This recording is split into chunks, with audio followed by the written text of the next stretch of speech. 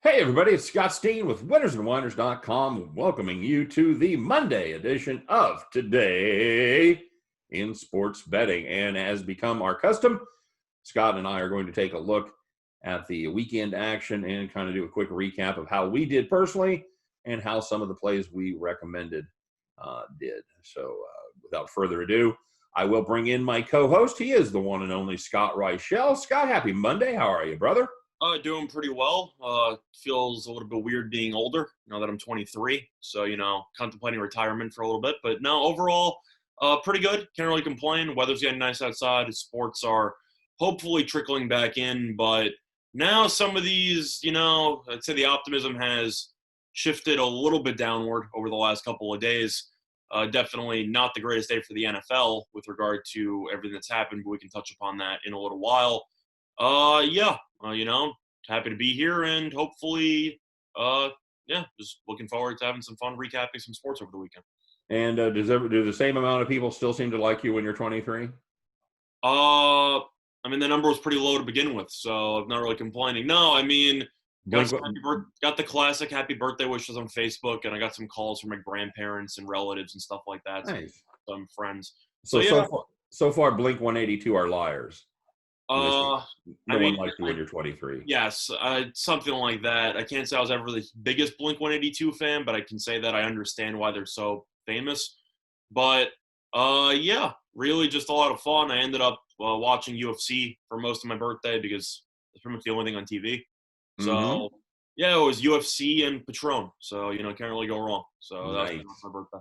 Very nice. Very classy, too, by the way. My pinky was out for all the shots. So it was the classiest. So keep that in mind. Outstanding. So, Scott, we started yesterday with, you know what? Let's start with UFC because that was the Saturday bout. It wasn't, our combat sports, our grappling sports, it wasn't the best lineup here between the UFC and wrestling. The UFC for me, I think, and I'll just start with the top with the headlining bout with the main event. Scott, you and I, we had our noses up in the air and said this line smelled suspicious.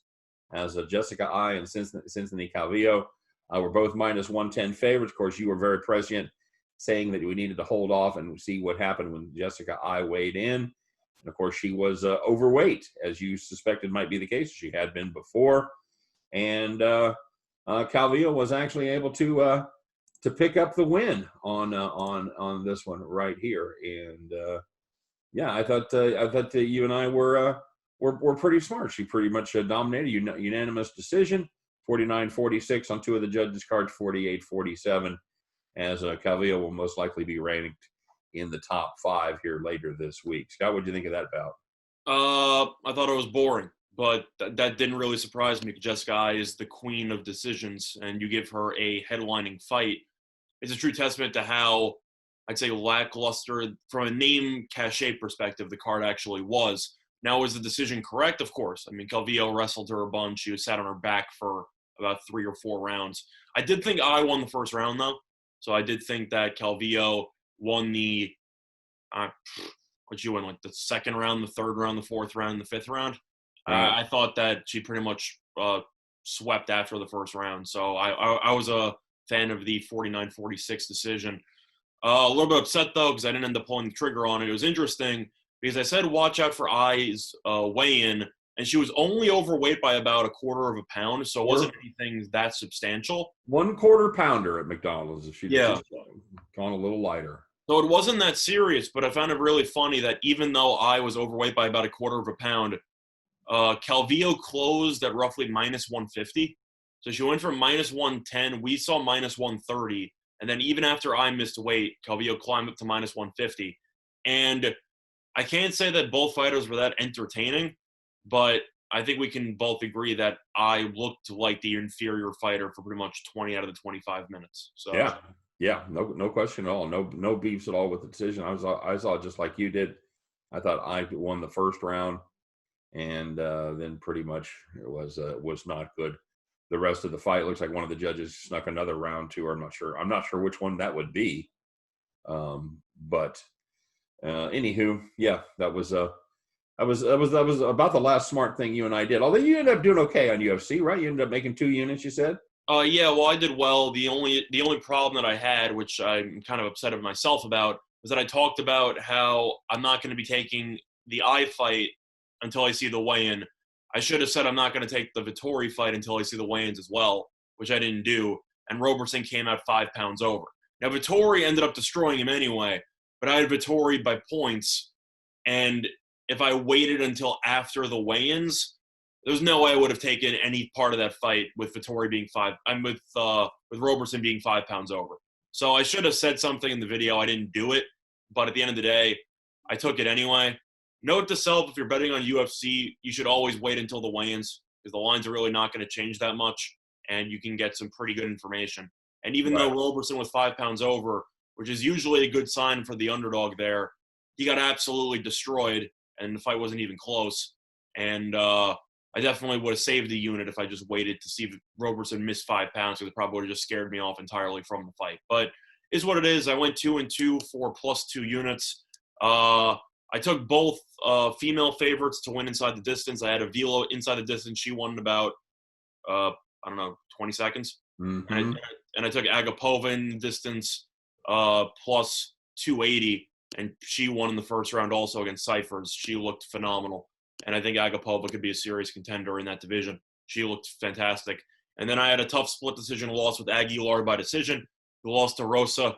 I thought Aguilar won the fight, but I wasn't upset or anything. I thought that fight was very, very close. I thought it was going to be a split. It was a split, and came out on the short end of the stick. But overall, +2 units, not really a bad day. I thought, what did you think the punch of the night was? The punch of the night? Yeah, what do you think of the biggest shot of the night was? That leg kick by Agapova was pretty bad.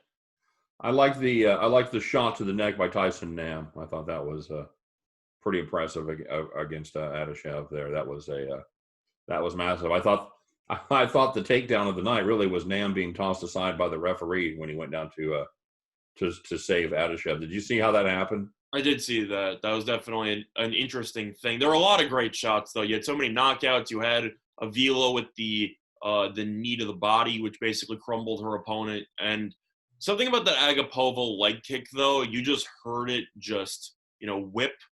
And yet Cyphers ate it, and then Agapova just choked her out. But I thought that leg kick was very nice. Yeah, a lot of good shots. So, okay, decent night there, UFC. I think, and like we talked about, the good news about UFC is the cards are only going to get better from here on out, and some would say way better. So I thought it was a good card considering the fact that most people didn't really know any of the fighters, and it was the first UFC card ever where the first 3 fights ended all inside a minute. And if you had that parlayed, that was about 14-1, because FoxBet has props on each fight to end inside 1 minute. And if you parlayed the first 3 fights together, all to end in a minute or less, that paid out roughly 1,400-1, give or take. That would have been a good hit. Yeah, I mean, you have to be out of your mind to consider even taking that, but yes. Right. Of course, people will be playing it from now on, but yeah, that's the way that goes. And of course, they did have one sub. And we talked about that as and I can't find it on my sheet here. I know it was Lopez. Lopez, yeah. And he looked like a sub, as he was absolutely destroyed. 30-26 on 2 cards, 30-25 as he lost to Davashvili. No, that's not even close. Davashvili did set the record once again. He broke his own record in the weight class for the most takedowns. He had 13 takedowns. I was gonna say 13 takedowns. I saw that in Lopez. I'm not sure how you have 13 takedowns and you can't finish the fight inside the distance. That's kind of surprising to me. I was actually kind of impressed by Lopez, if I'm being honest. He got destroyed. He had 1 day to take this fight, and he actually made it to the distance. I kind of respect him for it, and he got out of some really tough potential submission holds. So even though he didn't look sharp or anything like that, Davashvili is definitely the better fighter anyway, and he actually called out Sean O'Malley in a fight that'll never happen because O'Malley would never want to face a guy like Davashvili. He'd rather face somebody who also prefers to stand up. But Yeah, I mean, Lopez will get another fight. He definitely earned it. And I think he can potentially win his next bout. He looked like a decent, well-rounded fighter who was overwhelmed by the lack of a full training camp. So I actually was kind of impressed by Lopez at the end of the fight. Fair enough. And that we had a card yesterday. We had the WWE card. We had the Dominator on to talk about that one on I didn't Friday. count our units, but we lost one play and we won everything else. So What's that? I said I didn't count our units on that one, but I know that we won basically everything besides the tag team match. Yeah, it was a chalky board going in, and that's exactly how it ended up. Not a lot of upsets here. We thought that we thought that it was possible that the Iconics, we thought. the Iconics. I can never remember We thought they might win, but I mean, we were leaning to maybe a breakup between Bailey and her partner, but that didn't happen. I think that's still coming, but and there was some entertaining fights. We talked about you and I talked about off air Jeff Hardy and Sheamus. That was a very good match. The Bobby Lashley fight ended up being very good, and that was a good match. Two big guys going at it there. Braun Strowman was able to take on The Miz and John Morrison, and that kind of went the way we thought it was, especially once they announced before that there was going to be no co-champions between the Miz and Morrison, that they were going to have to work that out. So I mentioned the idea of potentially one of them tapping the other one or pinning the other one if they would pull off the upset. But we both agreed that was pretty much a foregone conclusion. Yeah, and there was just nothing too much was the Edge and Randy Orton was a good match, kind of a throwback there. They had a few Easter eggs for the old time fans, as it was promoted with enhanced camera angles and amplified audio. They had introductions from the late Howard Finkel, who just passed on. They did have the referee there, Charles Robinson. He had an old school blue shirt with a bow tie, kind of a little bit of a throwback there to the old time referees. But it was not a great show, not a fantastic show as we work our way towards SummerSlam. So that leaves us, Scott, with just the NASCAR, just the left turners, and they were down there in Miami dodging lightning. Is this one was supposed to go off at about 2:30, 3:30 Eastern time. Ended up it finished somewhere around like 11. Yeah, ended up wrapping up around 11 o'clock as they just this couldn't get it going there, as the lightning was continually in the area, and they'd get them out there, and then they'd have to shut it down because of lightning. And ended up, really, we talked about this. There was really just 4 cars that dominated the entire night. Was pretty much the way that worked. As Reddick. I think 4 is a bit excessive. Reddick's car was very good, but I think realistically it was pretty much a 3-horse ride. Except that it really was 4 cars all night long that had a gap of 5 seconds or more between. It was, but I always thought Reddick was maybe half a step behind. He wasn't quite in the upper echelon there, but compared to the rest of the field, he had a very solid car. Good car for Reddick, Elliott and Hamlin and Blaney all had good machines. Hamlin was the class of the evening all night long, especially on the long runs. He got a chance to stretch out that number 11 FedEx car, and he was able to drive that one to victory lane. That was not a good result, Scott, for any of us. I had the break in case of emergency prop, which prevented the night from being a total disaster. But with Joe Gibbs Racing winning at plus 165. But other than that, though, I doubled down on 3 drivers basically, and they lost pretty much everything. So that happens. But at the end of the day, I ended up only losing about 1.5 units, which is not great by any means. But compared to how the props were headed, let's just say that I needed Hamlin to win at the end. And, we all, and it was very, very, very similar. We all had a wipeout on our top 3 drivers, which was the first time that has happened, that one of us has not picked the correct winner of the race. We all hit 1 prop bet. The difference is you and I hit 1 out of 3. Willie hit 1 out of 4. And the takeaway of the night, the most important thing is I picked up a few more points for the second week in a row. I eke out a narrow victory in the Winners and Winers Cup standings, as my three drivers totaled 43, and Willie was 48. You were 49. So I picked I up. assumed I came in last. I Yeah, like Boyer top 10 would have definitely helped me out a little bit. Yep, absolutely. So The streak is over. What's that? Streak is over. My long shot officially did not get into the top 10. He got passed by Keselowski with 1 lap to go, and he finished 11th. Well, and my streak remains. In that streak would be my long shot pick finishes the best of all 3 picks. So I don't know what that says about me, but I'm guessing it says I may not be the best NASCAR picker. I'm not sure. So we have no midweek race this week, Scott. They go on to Talladega, the longest track. We got fans. We got fans, baby. We got 5,000 fans that will be attending the race down there in Alabama, down there at Talladega. And we'll see how that goes. It'll be interesting to see how that works out. It should be good seats for everybody. That was kind of funny to see the 500 fans spread around the track there at Miami Homestead yesterday. Mm-hmm. So it'll be our first restrictor plate race that we've covered here since we've been doing NASCAR. So it'll be kind of fun to get everybody's thoughts and opinions as to the race there in Talladega. That will be next Sunday.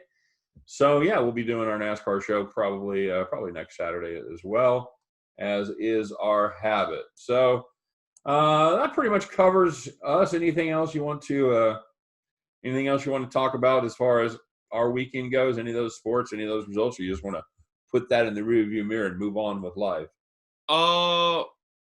I mean, overall, I gave out some brief golf plays for the Charles Schwab. That's right. We did the golf show as well. Yeah. The props itself, I believe I lost like 1 unit, 1.2 units, something. Not really that great. It's tough when you take 2 top 40 guys and they both miss the cut. Not exactly a great way to start off the tournament. Kevin Na needed to make a birdie putt on 18 in order to actually make it into day 2, and proceeded to miss by about 1 foot, which was not exactly the ideal situation. Koepka wasn't great this weekend, but he made the cut, so that definitely helped out. And I actually ended up I did the most gangster thing in sports betting, which is I hedged, and I won an outright on Berger. I ended up taking Morikawa midway through the last round at plus 405, and he had a shot to win on 18 with a birdie putt. He missed. Scheifele bogeyed 17, so he basically ended up losing. And then right after Morikawa's tee shot, which went into the rough, I decided to lay the wood a little bit on a hedge with Berger money line at minus 170 in the playoff hole, which is juicy, but when you have plus 405 on the other end, they're going to take minus 170. And Morikawa ended up missing a pretty, I don't want to say a gimme putt, but it was pretty easy for par. And Berger won in the first playoff hole. So made a few units there. Didn't post it until after it was over because it all was happening so fast. It pretty much didn't even matter at that point. But my bankroll got a little bit bigger from golf, even though publicly it might seem like I lost a unit. But overall, pretty good golf tournament. Everyone seemed to be choking over and over again over the last, I'd say, 10 holes. So it was definitely a very entertaining tournament. A lot of people were on the leaderboards with a shot. And, I thought it was a very successful event. Do you have any thoughts on the golf tournament? No, it was a lot more Americans than you see, and I'm guessing that was probably because of a lot of travel restrictions. It just didn't quite have the international flavor toward the top of the leaderboard. In fact, the only non-American to break through in the top 10 was Justin Rose, and he was tied for third. Rory was in the top 10, and they completely imploded on day 4. So, I mean, Rory was terrible on Sunday, and he played himself out of the top 10. Yeah, he shot 74. Wasn't good on Sunday. Good. Yeah, not good at all. As he was right there, right there in the mix until Sunday. So that was Yeah, not good. Not I think Berger closed at 75-1 before the start of the tournament on DraftKings. I think him and Morikawa may be two guys to keep an eye on going forward. Of course, that sounds like Captain Obvious at this point. Well, I really like Morikawa, but he choked pretty badly. I mean, it didn't look that way, but he went for this really tough iron shot on 17, hit a bunker, and he could have put that away potentially.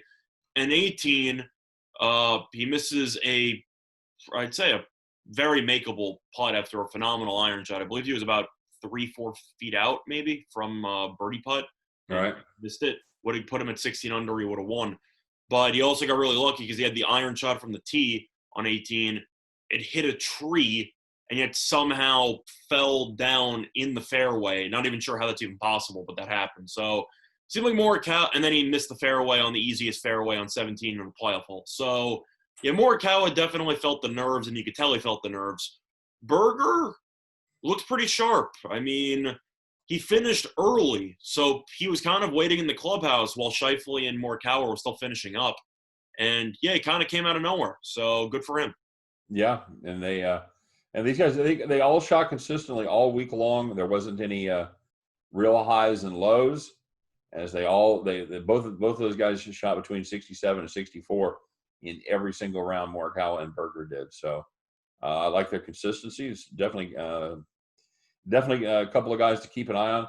I know that the odds makers did like Bryson DeChambeau, and he had a nice tournament as well, finishing up with 66 on the final day. Of course, a round of 70 on moving day there on Friday, on Saturday rather, kind of knocked him out of contention. But he made a nice run after opening with a pair of 65. So the guard is officially changing here, Scott, and not a lot of familiar names to casual golf fans up there. Bubba Watson finished tied for 7th. Jordan Spieth checked in 10th tied with Justin Thomas. He was underwhelming on Sunday. Spieth was, I think he was one shot. I forgot if he was winning or if he was one shot back headed into Sunday. But he basically did nothing. He just wasn't that relevant for the sake of the day 4. Yep, both him and Justin Thomas finished with very lackluster 71s on Sunday. So, you know what, buddy? It's good to see golf back. That's what I'm excited about. Now we're probably going to end up recapping the upcoming tournament later this week. So looking forward to at the Heritage. That should be a lot of fun as well. Scott, let's take a look at the real quick here before we go. Been a little bit of movement and a little bit of news as far as basically all three of the 4 major sports. Hockey is still on track. They're getting ready to finish up phase 2, enter phase 3 for their reopening. Still on track to probably get the season started somewhere around the first week in August, give or take, first or second week in August. But Scott, a lot of our optimism for the other sports has been tempered a little bit over the weekend. You know what? Let's start with basketball, where a couple of players led by Kyrie Irving, we talked about this briefly on Saturday, have indicated some reluctance to play while the Black Lives Matter movement is kind of, what would you say, growing momentum, catching fire, having focus in the country right now. They don't want to take focus away from the movement, and there's been a little bit of reluctance on the part of some players to start the basketball season. Scott, what are you feeling about the NBA here? Are we in trouble? For me, I'm definitely not as optimistic as I was about it, I'd say, a couple weeks ago. But at the same point, it's not just the Black Lives Matter movement. There's another factor at play that people aren't fully grasping because, I mean, of course, for headlines purposes, the Black Lives Matter impacting the start of basketball is a more juicy headline.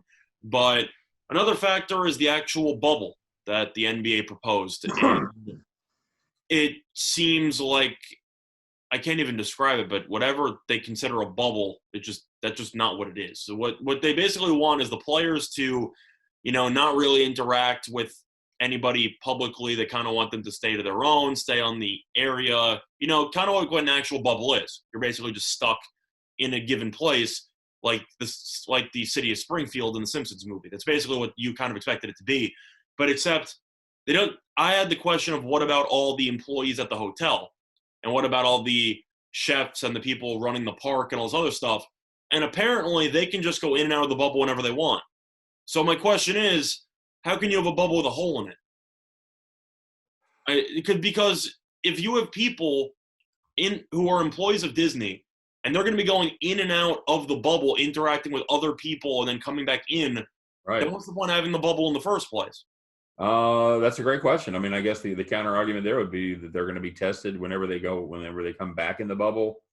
But yeah, I agree. If you're It not, takes a couple days before you test positive, right? I mean, you can come into contact with a guest, then go into the bubble, test negative, but you still have some type of germs or something on you that might end up coming back positive a couple days from then. I'm not saying that I'm not getting full conspiracy theory here, but one of the reasons besides the Black Lives Matter movement stuff was because the NBA players realized, wait a second, the employees aren't also going to be in a bubble. What kind of nonsense is this? And it's also the players' fault because they kind of signed the dotted line before actually reading the agreement, which is, a bad precedent moving forward. but since you and I had talked about that this very thing. Correct. And apparently the players didn't even think of that, and now the NBA is going, well, you kind of agreed to this. And the players are saying, well, we didn't know, so this isn't as great of a proposal as we thought. So that's one factor. The other factor, which is the more mainstream media thing, is the Black Lives Matter. So first of all, from perspective of the bubble, I agree with the players. I think they should have read the agreement more. They should have realized what the proposal had in store. But at the end of the day, I think we agree it's physically impossible to have a bubble with a hole in it. And letting employees go in and out defeats the entire purpose of the bubble. Yeah, it's also, and I believe it's also maybe not impossible, but certainly impractical to have an airtight bubble with employees. I just don't know how you do that. You can't sequester hotel employees. You can't sequester chefs. You just can't do it. You can't lock maids down for 45 days or 2 months or whatever. Unless you take volunteers and pay them a certain amount of money beforehand.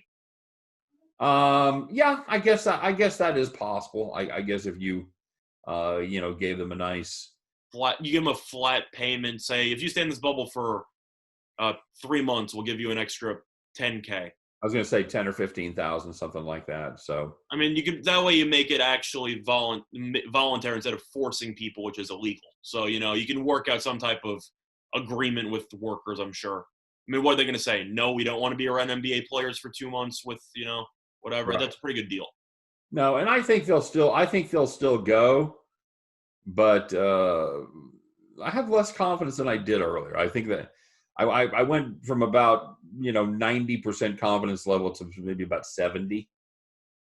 Yeah. Well, the Black Lives Matter thing, people are talking about Kyrie, about how can Kyrie say this? Oh, he's a cancer. He just forces his agenda on stuff. And I do agree that he does force his agenda. But people are acting, why does he have a say in anything? You do realize that he was voted the new vice president of the Players Association. He actually has some strength behind his words. Yeah. Do I think he should have been elected by the players? Probably not, because the only thing I know about him publicly is that he supports the Flat Earth Society. Flat Earth, baby. I wouldn't really trust him negotiating future deals, but people are wondering why he's even talking. He's the head of the Players Association, it's vice president, and kind of like what I said about Blake Snell and how he came out and said stuff, I'm sure other players feel the same way. And Kyrie, I don't think he's the only one who thought that. I don't think that it's just him and Dwight Howard who feel this way. I think that there are other players who don't want to come out publicly who feel the same way about playing during this whole movement situation. Do I agree with their idea? Not really. In terms of not playing because it'll take away from the movement and stuff like that. But I'm not going to only, criticize Kyrie for creating this massive Pandora's box. I think he's speaking on behalf of some of the players he might have, spoken to privately. Okay. I believe that's absolutely true. I think that he is not a lone voice in the wilderness on this issue. probably unlike the flat Earth situation where I think he's pretty much on his own there because these guys have, they've all flown on airplanes. So, but yeah, I believe that he's probably a little more represents the mainstream. I don't know about the mainstream voice of the players, but certainly a certain segment of the player population that feels that way as well about the Black Lives Matter movement. In terms of all the comments, the person I actually agreed the most with was Patrick Beverley, who came out and basically said, if LeBron says we're playing basketball, we're playing basketball. And I think he's right. At the end of the day, Kyrie came out and said, we shouldn't do this. We should wait off, keep the focus on the movement, stuff like that. And LeBron basically just said, nah, we can do both. I want to play. And I feel like we can all agree that LeBron, even though he isn't the president of the Players Association, I think a lot of players, if not all the players in today's league, pretty much will do whatever LeBron says. So I think if LeBron says we're playing basketball, I think that the odds of us having basketball are going to be pretty strong. Agreed. And the thing is, it was quite a departure from LeBron's statement here about 3 months ago before this all really got ramped up when he pretty much poo-pooed the idea of playing basketball in front of no fans.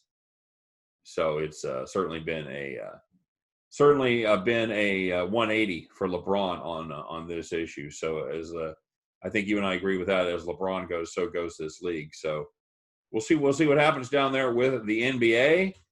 And Scott, we saved the. We've also got some breaking news that happened earlier today. At the breaking news, and we've also got baseball. What do you want to do? You want to talk about the corona outbreak with the Cowboys there with Zeke and some other players? It was also with some of the Texans players, so it wasn't just the Cowboys. But seems like Texas has had a pretty busy week with corona. First of all, before you even had the NFL stuff, you had the college stuff with the University of Houston. And now they had some voluntary workouts for student athletes, and they had to cancel them because a couple athletes ended up testing positive for corona. So now people are panicking about college sports again because you had to cancel some voluntary workouts in Texas. And then, that carried over into the NFL as Zeke Elliott, for example, along with some other Cowboys and some other Houston Texans tested positive for corona today.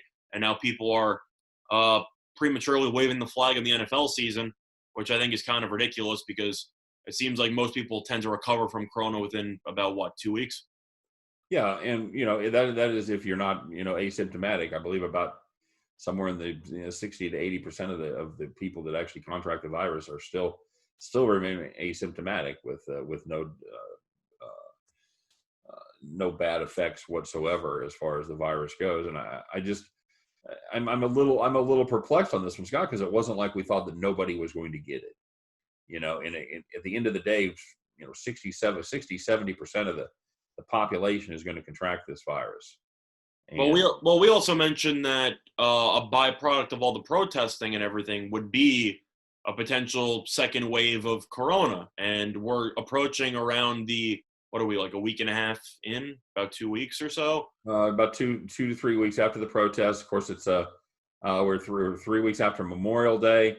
And, of course, Texas loosened restrictions, as did Florida.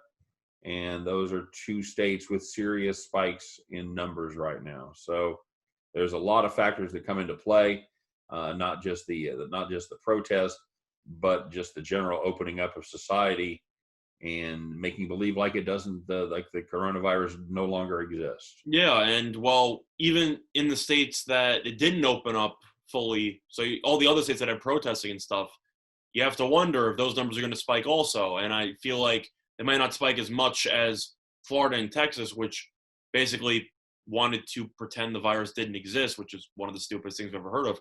But other than that, though, you have to wonder, is there going to be a spike in pretty much every single state where there was a protest? And I don't want to sound pessimistic, but I think we both agree that odds would probably say yes. Yeah, although there are a couple of factors working in favor of the protesters. Number one, most of them were young. Number two, a lot of them wore masks. Number three, it was all outside.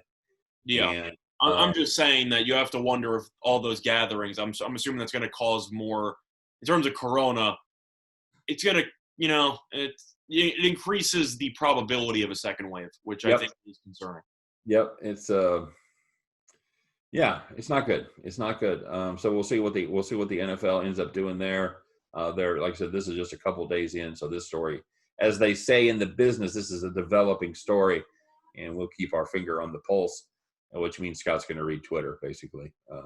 I feel like that's decent for sports news. That's a decent source, assuming that you actually have followed a decent amount of verified sources, because there's a lot Right. of fake people out there, but fake accounts and stuff. But yeah, it's time to transition to our most optimistic topic, which is the MLB and what they're doing over there. Jesus. So the MLB players, they pretty much rejected the last offer and said, "We hate this so much, we're not even going to negotiate anymore. We're done." And the player and the owners have come out and said, "Well, you know what? We're just going to tell you then what the season's going to look like, and be there or be square." So, sometime here in the next couple of days, the owners should be coming out with their quote unquote final proposal, which sources say will be games somewhere in the 50s, and then that will be it. That will be the season. The players can choose to report or not report, and they can suffer the consequences and repercussions of their decisions if they decide not to play this year. Scott, what are your thoughts on baseball as they continue to play Russian roulette with 6 bullets in the chamber? For me, there's not really much to say. Just covering everything. If I had to guess what I think the framework of the final proposal will be for the MLB, it's going to be, I'm going to say 60. I'm going to say 60 games, 90% prorated, and I just think the players are going to snap reject it because they want 100% prorated. But Now, I really think that 100% prorated is the main thing that the owners are not willing to concede. And I feel like that's the main issue that's causing this massive uncertainty, because the games, whether it's going to be 80, 50, whatever, if the salaries were prorated, the players would accept any type of games no matter what, in my opinion. And I feel like since the owners are not willing to fully cave on this issue, that is the source of the divide. that does seem to be what the main source is. And just for the viewers that maybe don't follow it as closely as we do, explain the prorated issue there, exactly what that means. Well, the way that I'm explaining the simplest of terms without going into too much detail. The owners don't want to pay the players as much money as the players want to earn. Right. Basically how it's working is that you can go into the details of how it's broken down, but at the end of the day, it's a money issue. The players believe that they are entitled to some type of money that's based on their original salaries to some degree. And the owners are saying, well, we have no ticket revenue. We have no this. We have no that. We have less games. So therefore, we feel like we shouldn't have to uphold the same type of, agreement or pay you vaguely the same amount in terms of a ratio. And that is pretty much the source of the entire divide, because the players believe that they should be getting paid more. And the owners are saying, no, you shouldn't. And that's pretty much the source. Is that a pretty accurate, brief summary? Yeah, that's a great thumbnail right there. And I personally, I don't know why they just can't. And they say, you know what, this is just going to be a terrible year for all of us. I don't know why they just can't suck it up and have it be that way. My question for you is, let's just say, hypothetically speaking, I think if the owners come out and announce a new proposal, and they do what I say, they say 60 games, 90% prorated, pretty much all of the high-paid players are going to reject it because they're losing too much money. It's not worth their time. Having said that, you have a lot of people who are earning the league minimum, and they pretty much need the money. Yeah. I'm assuming we'll agree that the people who have smaller salaries are going to cave, and the people with larger salaries are not. And you're going to have potentially, if the MLB decides to go through with it anyway, I don't want to say scrub because that's pretty harsh, but a mix between scrubs and minor leaguers for a season. Is that? I don't know how that's going to work, because you and I talked a little bit about the show before the show started, and labor disputes where they bring in replacement players, it gets ugly. It got ugly in baseball. It got ugly in the NFL. Would you watch baseball in the MLB if the Royals have a bunch of scrubs? I'm joking. This would be great news for us. Absolutely. No, but in general, would you still watch baseball if, for example, Yes. Salvador Perez and all these other people for the Royals decided, you know what, we're not going to play, and then you have your second-year rookie shortstop who just decides, you know what, I'll play. You still going to watch it even if it's with a bunch of bench warmers? And Yes. Still yes. Still yes. Absolutely. If you can if they'll play baseball in America and you can bet on it, I'm in. Sorry. In terms of quality, it's going to be more Korean baseball quality. Yes. Yeah. Yes. And that's, as a bettor, that's fine. Just give me something where I can figure out the advantage, and I'm okay with it. Now, I think that from a union standpoint, or whether a labor standpoint, whether I think it's fair or not, that's a different issue. But I think from betting, I think MLB would be okay. I think from a ratings perspective, it would be an absolute disaster. Look, man, my job here is not to make a moral statement. Oh, no, I agree. I'm just saying, I think we can agree that bettors want any type of action whatsoever. But I think we can also agree that the MLB knows at the back of their mind, if there is some type of replacement player situation, their ratings are going to be awful. I think by the time you get to playoffs, I think they'd be similar. How about that? Could be. But I think regular season, you're not going to have Mike Trout playing. He's not playing in the playoffs anyway, so that's not a big deal. Good point. So, yeah, but I think once the playoffs start, if your team's in there, if the Royals are in the playoffs, of course I'm going to watch. I'm going to logic. You also have to wonder about the logic of, if we just have some semblance of a product, how many people are going to cross the picket? Which is also another factor. Where's that dividing line as far as salaries goes? Is it just the men's sal guys? Is it guys making less than $2 million? Guys making less than $1 million?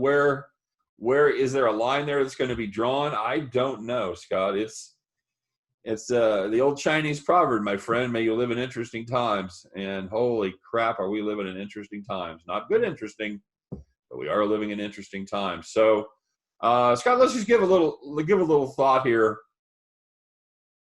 What are we going to see in 2 months for sports? What's going to be being played in 2 months? So this is the middle of June, middle of August. What are we going to be watching, Scott?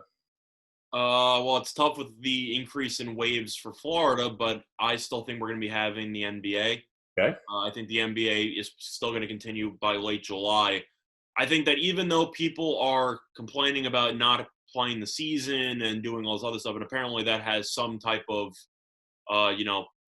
following because it's been reported about a lot, I still believe that if the NBA solves the bubble with a hole issue in it, that kind of thing, then I think that you'll see a season. I think that's the main issue that most players are concerned about.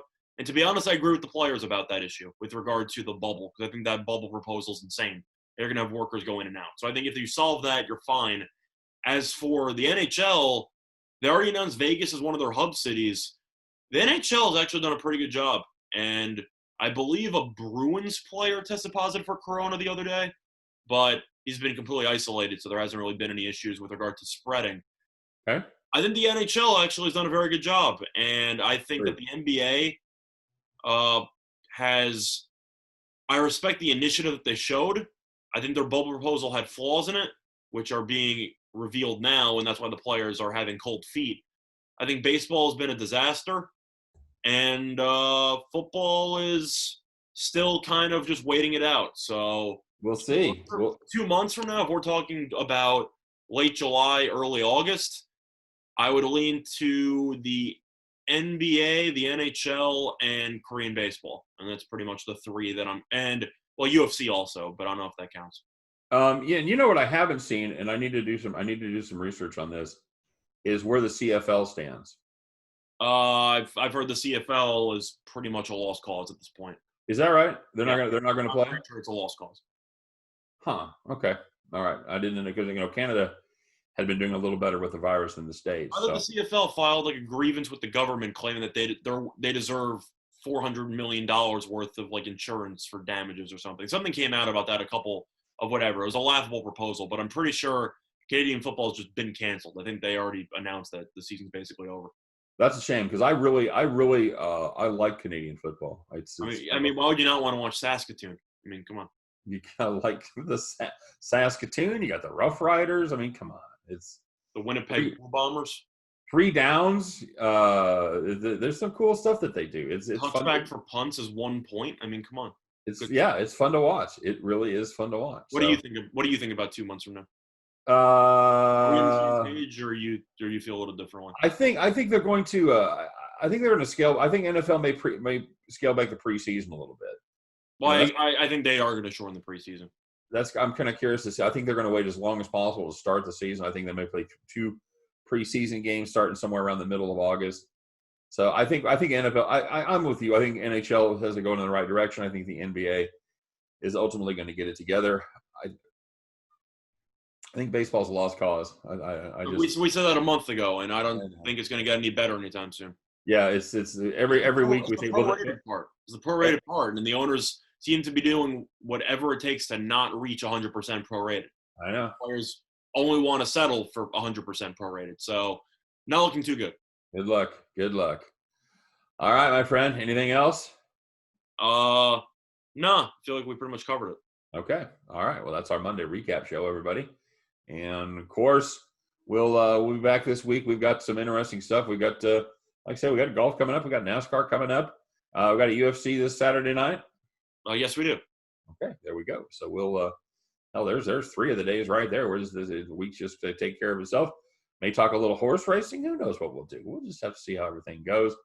But one thing's for sure: if you want to know what's going on today in sports betting, this is the place to be as we take you on that journey each and every day. So, of course, for myself, for Scott Reichel, we do thank you for joining us here on Monday.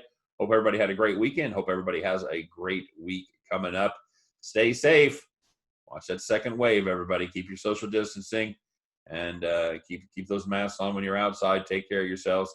Take care of each other. All that good stuff, and we will get through it. We will ultimately have sports here, guys. Just a little bit more patience, and we'll see what happens. All right, but until then, for me, for Scott, for all of us over here at winnersandwhiners.com, we appreciate you stopping by. Appreciate you investing a little time on us. Hope you've had some fun today. Hope you've learned a little something. We'll be back tomorrow with Today in Sports Betting. You guys have a great day. Good luck on everything you do today, and we'll see you tomorrow. All right? Take care.